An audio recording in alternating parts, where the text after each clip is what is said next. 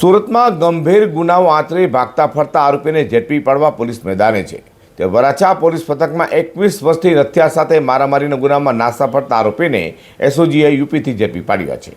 Surat police commissioner Anupamsinh Gehlot દ્વારા ગંભીર ગુનાઓ આચરી નાસ્તા ફરતા આરોપીને ઝડપી પાડવા આપેલા આદેશને લઈને એસઓજીના ડીસીપી રાજદીપસિંહ નકોમની સૂચના લઈને પીઆઈપી ચૌધરીની ટીમ પેટ્રોલિંગમાં હતી। ત્યારે હેડ કોન્સ્ટેબલ રાકેશ વલ્લભભાઈ અને હેડ કોન્સ્ટેબલ રામજીભાઈ મોહનભાઈ મળેલી બાતમીના આધારે એસઓજી પોલીસની ટીમે યુપી ખાતે જઈ પ્રયાગરાજમાંથી 21 વર્ષ પહેલા વરાછા પોલીસ પથકમાં નોંધાયેલ હત્યા સાથે મારામારીના ગુનામાં વોન્ટેડ બે આરોપીઓ સંતોષ રાજ બહાદુર રૂપે રામકુમાર યાદવ અને સંતોષ ઉર્ફે શિવ રાજ બહાદુર રૂપે રામકુમાર યાદવને ઝડપી પાડી સુરત લાવી તેનો કબજો વરાછા પોલીસે સોંપવાની તજવીજ હાથ ધરી હતી। આરોપીની પૂછપરછ કરતા તેઓએ કબૂલાત કરી હતી કે આજથી 20 વર્ષ પહેલા અશ્વનીકુમાર ગૌશાળા સર્કલ પાસે નવીન રાવડિયા સાથે ઝઘડો કરી પિસ્તોલ તથા તલવાર વડે હુમલો કરી ટોળું ભેગું થતાં પિસ્તોલ તથા રિક્ષા ત્યાં જ મૂકી ભાગી છૂટ્યા હતા અને પોલીસ ધરપકડથી બચવા વતન યુપી જતા રહ્યા હતા।